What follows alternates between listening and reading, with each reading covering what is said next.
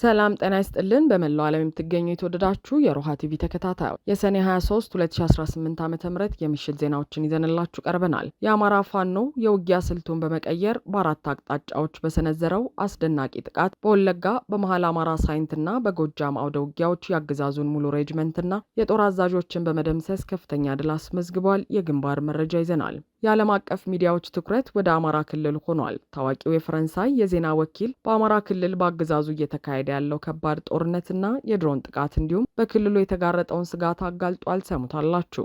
አብይና ከፍተኛ የብልጽግና አመራሮች በዓለም አቀፍ የወንጀለኞች ፍርድ ቤት ሊቀርቡ ነው። በአሰቃቂ የጦር ወንጀልና ጭፍጨፋ በስውር መሳሪያና ሎጂስቲክስ ለታጣቂ በማቅረብ ተባባሪ ሆኗል በሚል በሆላንዱ የዓለም አቀፍ ፍርድ ቤት በይፋ ክስ ቀርቦባቸዋል። መረጃውን ይዘናል። በደቡብ አፍሪካ በተቀሰቀሰው ጸረ ስደተኛ እንቅስቃሴ ሳቢያ በሚሊዮን የሚቆጠሩ ኢትዮጵያውያን በከፍተኛ ስነ ልቦናዊ ጫና ውስጥ መውደቃቸው ታውቋል። ከተሞች ላይ አመጹ ተነስቷል። ተጨማሪ አለ። ኢራን ጣቶቻችን ከቃታ ላይ እነሱም ስትል በአሜሪካ ላይ ያነጣጠረ አዲስና ብርቱ ወታደራዊ ማስጠንቀቂያ ሰንዝራለች። አድማጭ ተመልካቾቻችን አብራችሁ ልትቆዩ ከፈቀዳችሁ እነዚህ መረጃዎች በዝርዝር የምናሰማችሁ ይሆናል። የሮሃ ቲቪ ወቅታዊና ሀቀኛ መረጃዎች እንዲደርሷችሁ ቻናሉን ሰብስክራይብ፣ ላይክ እና ሼር በማድረግ አሁኑኑ ቤተሰብ ይሁኑ።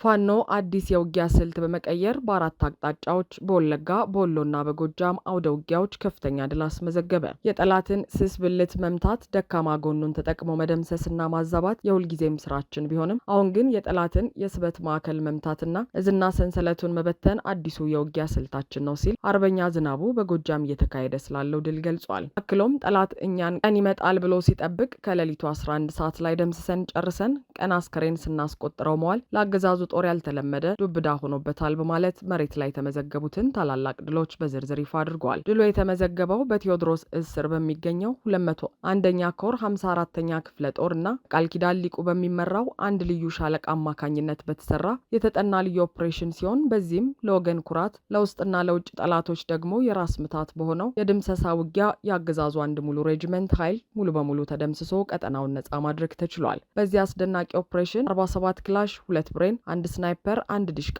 5 አብራራውና 4 ኤስኬኤስ የጦር መሳሪያዎች ከነሙሉ ጥይቶቻቸው በፋኖ ኃይል እጅ ተማርከዋል። ሌላ በኩል በአፋብን ወለጋ የአንሻ ሰይድ እዝ የይበልጣል መኮንን አዲስ ዓለም ክፍለ ጦር ዛሬ በሆሮ ጉድሩ ወለጋ ኡሙሩ ወረዳ በአጋምሳ ቀበሌና ዋሊ ሉቁማ ቀበሌ ባደረገው እጅግ የተጠና ኦፕሬሽን የብልጽግና አገዛዝ ሰራዊትንና የክልሉን ጸጥታ ኃይል አድማ በታኝ ሚሊሻ፣ ፖሊስ፣ ሪፐብሊካን ጋርድና ጋሸና ሲርናን ጠዋት በተደረገው ውጊያ አይቀጡ ቅጣት በመቅጣት ሁለቱንም ቀበሌዎች ሙሉ በሙሉ ተቆጣጥሯል። የብልጽግና ስርዓት መቀመጫውን አጋምሳ አድርጎ መዳረሻውን ጣቦ ሶንቶና ቡሬ ወረዳ በማድረግ ለዘመናት የአማራን ማህበረሰብ ሀብትና ንብረት ሲዘርፍ ንጹሃንን ሲገድል የነበረ ቢሆንም ዛሬ በህዝብ የቁርጥ ቀን ልጆች ብትንትኑ ወጥቷል። በውጊያው 43 ያገዛዙ ኃይል ሲደመሰስ 29 የቆሰሉ ሲሆን 14 ክላሽንኮቭ መሳሪያ፣ 1287 የክላሽ ተተኳሽ ጥይቶችና 7 የወገብና የደረት ታጣቂ ትጥቆች ተማርከዋል። ያገዛዙ ጦርም ቦታውን ለቆ ወደ ኡሙሩና ወደ ጣቦ ሶንቶ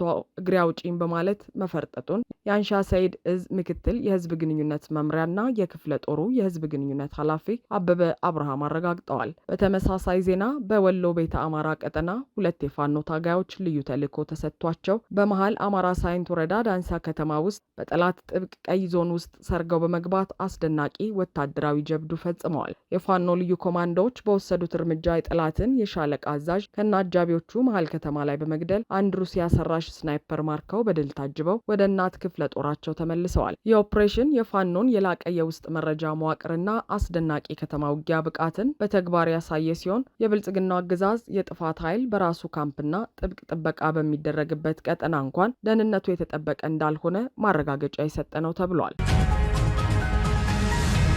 ፍራንስ 24 በአማራ ክልል እየተካሄደ ያለው ከባድ ጦርነትና የድሮን ጥቃት በታሪካዊ ቅርሶች ላይ ከፍተኛ አደጋ መደቀኑን አጋለጠ። ታዋቂው የፈረንሳይና የዓለም አቀፍ የዜና ወኪል ፍራንስ 24 ባወጣው ልዩ የምርመራ ዘገባ በአማራ ክልል የአገዛዙ ሰራዊት በከፈተው ደም አፋሳሽ ጦርነትና ያልተገደበ የድሮን ጥቃት በዓለም ቅርስነት የተመዘገቡ ጥንታዊ ቅርሶችንና ገዳማትን ለከፋ ውድመት እየዳረገ መሆኑን በይፋ አጋልጧል። የጦርነት ከተቀሰቀሰበት ጊዜ ጀምሮ ዓለም አቀፍ ጋዜጠኞች ወደ ክልሉ ገብተው ዘገባ እንዳይሰሩ በአገዛዙ ከፍተኛ እገዳ ተጥሎባቸው የነበረ ቢሆንም ፍራንስ 24 ግን ከመሬት የተሰበሰቡ መረጃዎችንና ምስክሮችን ዋቢ በማድረግ የአገዛዙን ወታደራዊ በደል ለዓለም ይፋ አድርጓል። የጣቢያው ታዋቂ ፖለቲካና የደህንነት ዘጋቢ ቶም ካኔቲ ያጠናከረውን ሰፊ የምርመራ ዘገባ ዋቢ አድርጎ እንደዘገበው ከ14ኛው ክፍለ ዘመን ጀምሮ የተቆረቆሩትና የኢትዮጵያ ታሪካዊ ሃይማኖታዊ እሴት መገለጫ የሆኑት የጣና ሐይቅ ገዳማትና የጎንደር ጥንታዊ ቅርሶች በአሁኑ ወቅት በአገዛዙ ከባድ መሳሪያዎችና ድንገተኛ የተኩስ ልውውጦች ሳቢያ የመፍረስና የመውደም አደጋ ተደቅኖባቸዋል። ቀደም ሲል በሚሊዮን የሚቆጠሩ የውጭ ሀገር ቱሪስቶች መናኸሪያና ለሀገሪቱ የውጭ ምንዛሬ ምንጭ የነበሩት እነዚህ ታሪካዊ ስፍራዎች በአሁኑ ወቅት ሙሉ በሙሉ የጦርነት ቀጠና መሆናቸውን ዘገባው ይገልጻል። የአብይ አህመድ አገዛዝ በክልሉ በወሰደው እልህ አስጨራሽ ወታደራዊ እርምጃ ሳቢያ ቱሪዝም 100% መሞቱን የጠቀሰው ፍራንስ 24 ይህም በገዳማቱ መዋቅር በክህነቱ ማህበረሰብና በጥንታዊ መጽሐፋት ጥበቃ ላይ እጅግ አስከፊ የኢኮኖሚና የደህንነት ቀውስ መፍጠሩን በዝርዝር አስረድቷል። ዘገባው በስፋት እንደተነተነው በአማራ ክልል ባሉ ዋና ዋና ከተሞች ውስጥ ውጊያዎች፣ የከባድ መሳሪያ ፍንዳታዎችና የቦምብ ጥቃቶች በየቀኑ እየተሰሙ መሆኑን የጠቀሰ ሲሆን በገጠር አካባቢዎች ደግሞ በአገዛዙ የሚሰነዘሩት የድሮን ጥቃቶች ንጹሐን ዜጎችን ከመቅጠፋቸው ባለፈ ተተኪ የሌላቸውን የታሪክ አሻራዎችና የህዝብ መኖሪያዎችን እያጠፉ መሆኑን አስታውቋል። ከዚህ በተጨማሪም በጦርነቱ ሳቢያ የተፈጠረውን የጸጥታ ክፍተት ተገን በማድረግ በአገዛዙ ታጣቂዎች ለገንዘብ ማስገደጃ የሚፈጸሙ እገታዎች ክልሉን ይበልጥ እያወደሙትና ሰብአዊ ቀውሱን እያባባሱት መሆኑን ፍራንስ 24 በምርመራው በሰፊው አመልክቷል። እንደ ፍራንስ 24 ያሉ የዓለም አቀፍ ትልልቅ ሚዲያዎች ትኩረት በአሁኑ ወቅት ወደ አማራ ክልል መዞሩ የአገዛዙን ስውር የጦር ወንጀሎች ፍንትው አድርጎ የሚያሳይ ሆኗል። ይህ መረጃ ይፋ መሆኑ የአብይ አህመድን አምባገነናዊ አገዛዝ በዓለም አቀፍ መድረክ ላይ ይበልጥ የሚያጋልጠው ከመሆኑም በላይ በቀጣይነት በዲፕሎማሲያዊና በገንዘብ እርዳታ ረገድ በብልጽግና ባለስልጣናት ላይ ከባድ ዓለም አቀፍ ጫናና ማዕቀብ ሊያስከትል እንደሚችል በሰፊው ይጠበቃል። አብይ አህመድና ሌሎች የብልጽግና አገዛዝ ከፍተኛ ባለስልጣናት በጦር ወንጀል በዓለም አቀፉ የወንጀለኞች ፍርድ ቤት እንዲመረመሩ ክስ ቀረበባቸው። ዓለም አቀፍ የሰብአዊ መብት ተሟጋቾችና የህግ ድርጅቶች ጥምረት በሱዳን ዳርፉር ቀጠና እየተፈጸመ ካለው አሰቃቂ የጦር ወንጀልና ጭፍጨፋ ጀርባ የብልጽግናው አገዛዝ ከፍተኛ ባለስልጣናትና መካከለኛው ደላሎች እጃቸው ስላለበት በዓለም አቀፉ የወንጀለኞች ፍርድ ቤት በይፋ ተጠያቂ እንዲሆኑና ዓለም አቀፍ ምርመራ እንዲጀመርባቸው በይፋ ተጠይቋል። የመካከለኛው ምስራቅ ጉዳዮች በስፋት የሚዘግበው ሚድል ኢስት አይ ያወጣውን ሰፊ የምርመራ ዘገባ ዋቢ አድርጎ እንደገለጸው የከባድ ዓለም አቀፍ የወንጀል ክስ ሰነድ በትናንትናው ዕለት ለሆላንዱ የዓለም አቀፍ የወንጀለኞች ፍርድ ቤት አይሲሲ አቃቤ ህግ የቀረበው በታዋቂው የራውል ዋለንበርግ የሰብአዊ መብቶች ማዕከልና በዓለም አቀፍ የህግ ባለሙያዎች ጥምረት አማካኝነት ነው። የክስ ሰነዱ በተለይ የብልጽግናው አገዛዝ ባለስልጣናት የተባበሩት አረብ ኤምሬትስ፣ ሊቢያ፣ ቻድ፣ ኡጋንዳ፣ ኬንያና ሶማሊያ ያሉ የክልሉ መሪዎችና ደላሎች የሱዳኑን ደም አፋሳሽ የፈጥኖ ደራሽ ኃይል እና መደበኛውን ጦር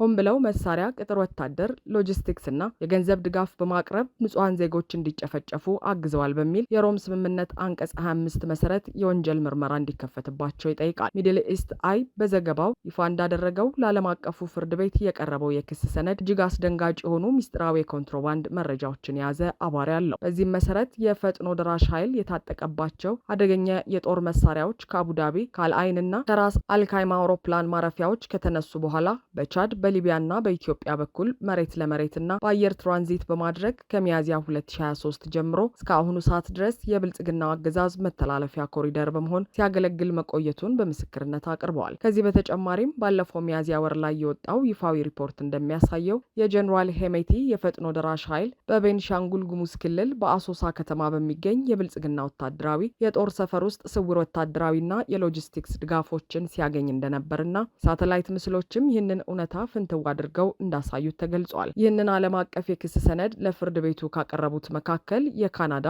የቀድሞ የፍትህ ሚኒስትርና የሰብአዊ መብት ተሟጋቹ ኤርዊን ኮትለር በሰጡት መግለጫ የሱዳን ህዝብ ስቃይ ሊቆም የሚችለው ከጦርነቱ ጀርባ ያሉና እንደ ብልጽግና አገዛዝ ያሉ የክፋት መረቦችን መቆጣጠርና ያለምንም ከልካይ የሚንቀሳቀሱበትን ያለመጠየቅ እድል ማክሸፍ ሲቻል ብቻ ነው ሲሉ በጽኑ አስታውቀዋል። የሱዳን መንግስት የብልጽግናው አገዛዝ በውስጥ ጉዳዩ ጣልቃ እየገባ የጦርነቱ ደጋፊ መሆኑን በመጥቀስ ባለፈው መጋቢት ወር አምባሳደሩን ከአዲስ አበባ መጥራቱ የሚታወስ ሲሆን አሁን ግን ጉዳዩ ከዲፕሎማሲያዊ ፍጥጫ አልፎ ወደ ዓለም አቀፉ የወንጀለኞች ፍርድ ቤት አይሲሲ መድረሱና የአገዛዙ ከፍተኛ መሪዎች ስም መካተቱ በአብይ አህመድ የብልጽግና ቡድን ላይ ከፍተኛ ዓለም አቀፍ መገለልና የጦር ወንጀለኝነትን ታሪክ እንደሚያከናንበው የፖለቲካ ተንታኞች በሰፊው እየገለጹ ይገኛሉ።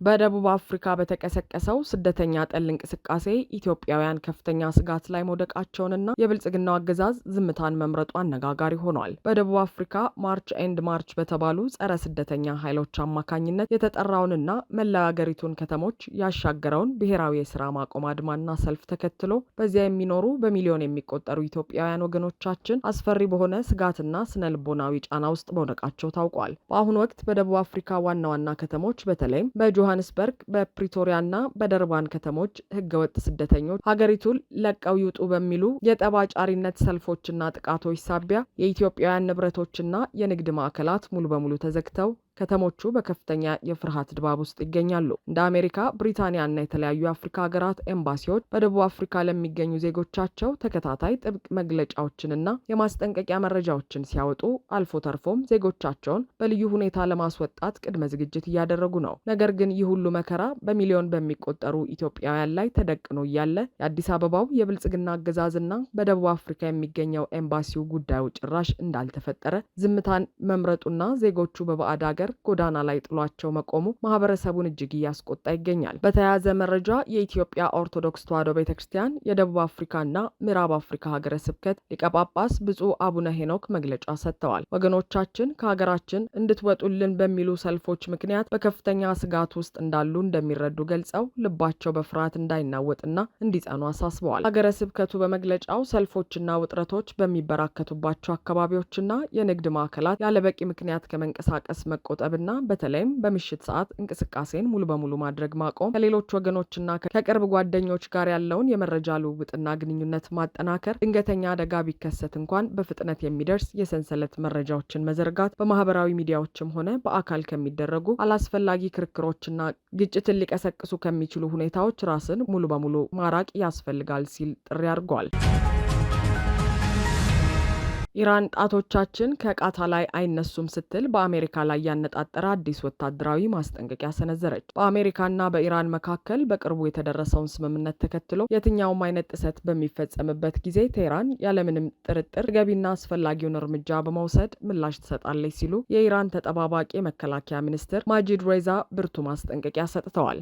የኢራን መንግስት ይፋዊ የዜና ወኪል ኢርና እንደዘገበው ሚኒስትሩ ማጂድ ሬዛ ይህንን ያስጠነቀቁት ከኳታር ምክትል ጠቅላይ ሚኒስትርና የመከላከያ ሚኒስትር ጋር ባደረጉት አስቸኳይ የስልክ ውይይት ላይ ነው። የኢራኑ ተጠባባቂ ሚኒስትር አገራቸው ከባህረ ሰላጤው አገር ኳታር ጋር የመከላከያ ትብብሯን ይበልጥ ለማስፋት ያላትን ዝግጁነት በይፋ የገለጹ ቢሆንም የመግባቢያ ስምምነት የተፈራረሟትን አሜሪካንን ግን አሁንም በከፍተኛ ጥርጣሬ እንደሚመለከቱ አስታውቀዋል። ሚኒስትሩ ሲናገሩም ጠላታችንን አናምንም፣ ጣቶቻችን መሳሪያችን ቃታ ላይ አይነሱም በማለት የኢራን ጦር ኃይል በማንኛውም ሰዓት ለአጸፋዊ ጥቃት ዝግጁ መሆኑን ገልጸዋል። ባለፈው የካቲት ወር መጨረሻ ገደማ አሜሪካና እስራኤል በኢራን ላይ ጥቃት ከጀመሩበት ጊዜ አንስቶ ኢራን በኳታር ውስጥ የሚገኙትን ጨምሮ ሌሎች የአሜሪካ ወታደራዊ ኢላማዎችን በአጸፋ ጥቃት መምታቷ ይታወሳል። የኢራኑ ባለስልጣን ማጂድ ሬዛ ቀጠናው የውጭ ኃይሎች መጠቀሚያ መሆን የለበትም፣ የውጭ ኃይሎች በአካባቢው መኖራቸው ደህንነትን የሚፈጥር ሳይሆን አለመግባባትን፣ አለመተማመንና የደህንነት ስጋትን ያስከትላል ሲሉ በመካከለኛው ምስራቅ የሚገኙትን የአሜሪካ ኃይሎች በጽኑ ከሰዋል። አሜሪካ በመካከለኛው ምስራቅ አገራት በተለይም በኳታር፣ በኩዌትና በባህሬን ውስጥ ግዙፍ የባህርና የአየር ኃይል ጦር ሰፈሮች ያሏት ሲሆን በጦርነቱ ወቅትም እነዚህ ይዞታዎች የኢራን ቀጥተኛ የጥቃት ኢላማዎች ሆነው ቆይተዋል። በአሁኑ ወቅት ኳታር ከፓኪስታን ጋር በመሆን በኢራንና በአሜሪካ መካከል ዘላቂ የሰላም ስምምነት እንዲወርድና ቀውሱ እንዲረግብ ዲፕሎማሲያዊ ጥረት እያደረጉ መሆኑ ታውቋል። አድማጭ ተመልካቾቻችን የሰዓቱ የሮሃ ቲቪ ዜናዎች የተከታተላችኋቸውን ይመስሉ ነበር። አብራችሁን ስለነበራችሁ ከልብ እናመሰግናለን። ሰላም።